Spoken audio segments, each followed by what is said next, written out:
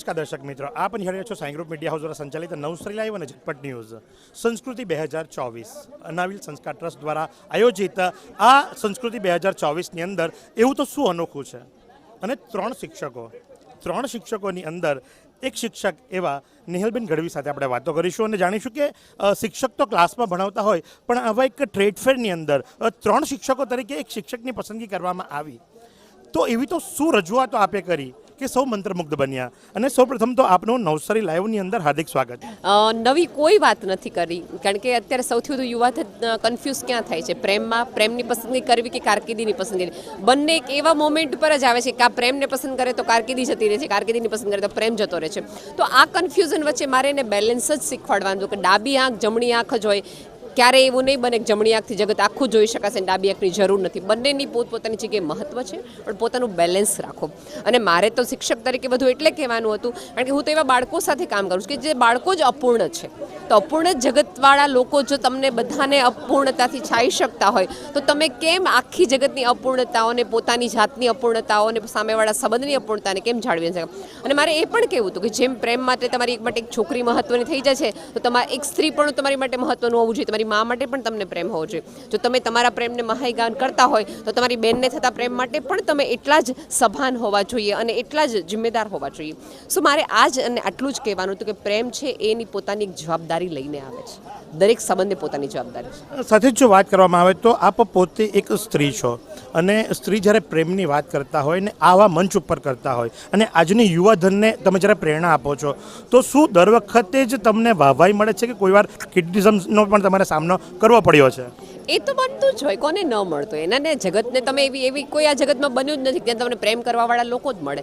ના, નફરત કરવાવાળા લોકો મળે, પણ મેં હંમેશા એમાં એવું રાખ્યું છે કે મને પ્રેમ કરવાવાળા લોકોને હું પૂરતો પ્રેમ કરવાનો સમય નથી આપી શકતી, એટલે નફરત કરવાવાળા લોકો તરફ હું જોતી જ નથી. સાથે જ જો વાત કરવામાં આવે તો આપ નવસારી આવ્યા અને એક આયોજન, અને એ આયોજન છે સંસ્કૃતિ અને એ અનાવિલ સમાજ દ્વારા યોજવામાં આવ્યું છે. એક મુદ્દો લઈને આવ્યા 3 શિક્ષકો. શું આવા દરેક આયોજન થવા જોઈએ કે જેથી કરીને એનો લાભ જનતાને મળે? ચોક્કસ થવા જોઈએ, કારણ કે અંતે આપણે બધા જ એવું કહી રહ્યા છીએ કે સંસ્કૃતિ બગડી ગઈ, સભ્યતા બગડી ગઈ, યુથ આમ છે. ઓકે, તો તમે એને બેસાડીને કીધું, તમે એને બેસાડીને સાંભળ્યા ક્યારેક? શું તમને જોઈએ છે, તમને ક્યાં જવું છે, આપણે એને સમજાવ્યું ખરું?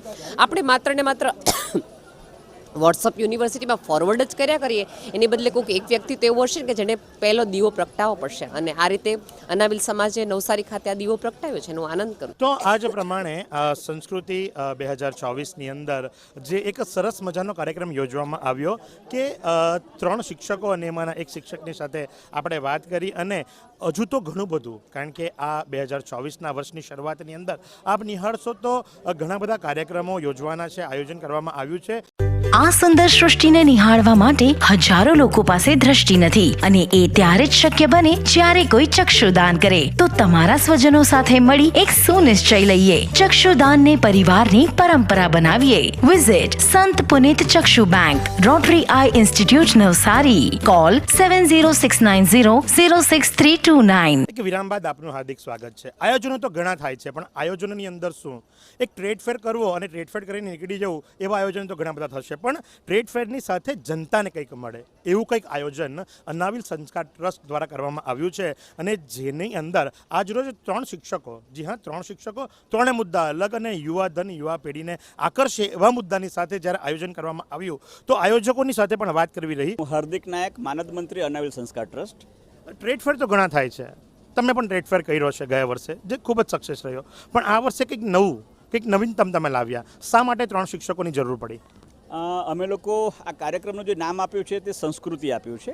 અને જિજ્ઞેશભાઈ, રવિનભાઈ, અમારી જે ટ્રસ્ટી મંડળ છે, ચર્ચા કરતાં નક્કી એવું કર્યું કે આપણે માત્ર ટ્રેડ ફેર નથી કરવો, વ્યવસાયના વિકાસની સાથે સાંસ્કૃતિક વિકાસ, યુવા વિકાસ, મહિલા વિકાસ, બાળ વિકાસ, બધા જ પ્રકારની પ્રવૃત્તિને સાંકળતી પ્રવૃત્તિ જો કરવામાં આવે જે નવસારી શહેરમાં થતી નથી અને નવસારી શહેર માટે જરૂરી વસ્તુ છે, એટલે શહેરની જરૂરિયાત સમજી અમે આ કાર્યક્રમને આયોજન કર્યું છે, જેનો ખૂબ સારો રિસ્પોન્સ મળ્યો છે. રિસ્પોન્સ વિશે તમે પૂછતા જ નથી, કારણ કે અનાવિલ સંસ્કાર ટ્રસ્ટ હોય તો ત્યાં પડાપડી જ હોય છે અને ફ્રી પાર્કિંગ અને ફ્રી એન્ટ્રીની સાથે આટલું મોટું આયોજન થતું હોય એટલે રિસ્પોન્સ તો ગયા વર્ષનો પણ અમને ખ્યાલ છે અને આ વર્ષનો પણ અમને ખ્યાલ છે. બીજો દિવસ થઈ ગયો, 3 શિક્ષકો, ઘણા બધા કાર્યક્રમો હરોળની અંદર છે. સાથે જ જાણીતું નામ એટલે જિજ્ઞેશભાઈ નાયક. જિજ્ઞેશભાઈ, જ્યારે આવા આયોજન થાય છે ત્યારે મોભીઓની પણ ખૂબ જરૂર પડે છે, કારણ કે આયોજનોની પાછળ ઘણા બધા ખર્ચા થતા હોય છે. આજ સુધી લોકોએ માત્ર એક દાદા તરીકે તમને જોયા છે, એક આયોજક તરીકે તમને જોયા છે, પણ પર્સનલી જો જિજ્ઞેશભાઈ નાયકની સાથે વાત કરવામાં આવે તો 3 શિક્ષકોનો જે પ્લેટફોર્મ મૂકવામાં આવ્યો એથી યુવાધનને શું પ્રાપ્ત થશે, આપ શું માનો?